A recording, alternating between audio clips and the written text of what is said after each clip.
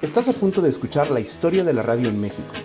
Te recomiendo que la escuches con un cuaderno y una pluma en mano para que tomes nota de lo más importante. Si algún dato se te escapa, regresa a la grabación. Escúchala tantas veces lo necesites, porque el día de mañana trabajaremos con esto.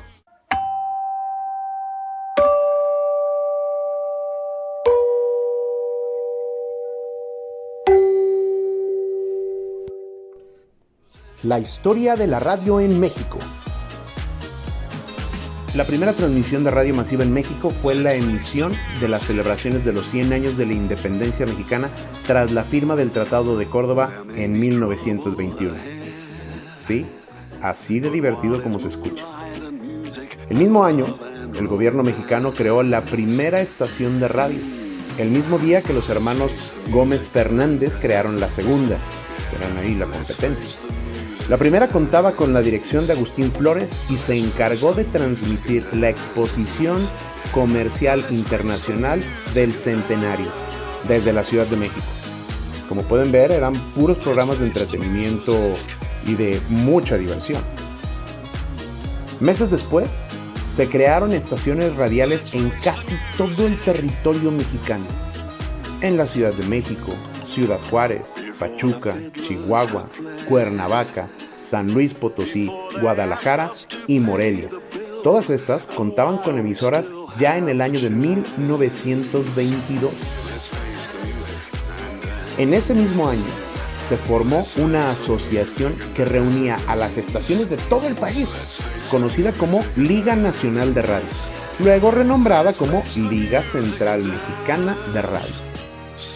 Esta asociación se encargaba de elevar una petición al gobierno del presidente Obregón para que autorizara la instalación de más estaciones radiofónicas. El gobierno accedió y en mayo de 1923 se concretó el proyecto presidencial. La hora azul del recuerdo, con Pedro de Lille y Luis Geroldán. Amiguitos de la República, XEW, la voz de la América Latina desde México, presenta a Cri-Cri, el grillito cantor, su artista exclusivo. Entre 1921 y 1930 se fundaron las emisoras CYL, que era de Raúl Azcárraga, CYB, que después le llamaron XEB, de José Reynosa. Otra estación era CYX, que luego se llamó XEX, del Excelsior. Estaba también CZE, que luego se convirtió en XFX, de la Secretaría de Educación Pública, entre otras, en la Ciudad de México. También se fundaron, por ejemplo, la CZF, que luego se llamó XFF en Chihuahua, la CYY, que luego se llamó XEY en Mérida, y la CYF, que después se llamó XEF en Oaxaca, entre otras. Nombres muy pegadizos y nada difíciles de confundirlos.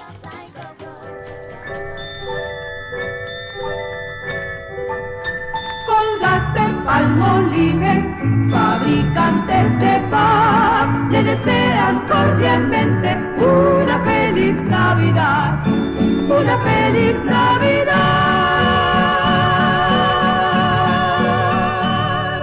A partir de 1930, la radio se consolida en la población mexicana. En ese año, comenzó a utilizarse a la radio como medio informativo. México estableció esta modalidad siendo uno de los países pioneros en el mundo. Sí, México fue pionero en muchas cosas.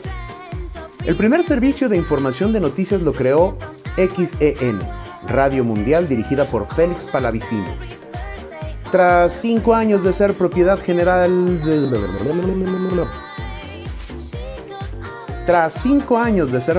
General Electric, Palavicini la adquirió y la dirigió como radio de noticias durante 1930. Apague la luz y escuche.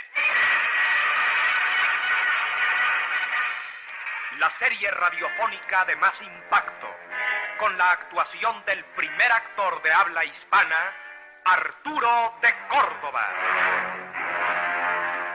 Chucho el Roto. La historia de un hombre que protegió a los pobres y luchó contra la injusticia.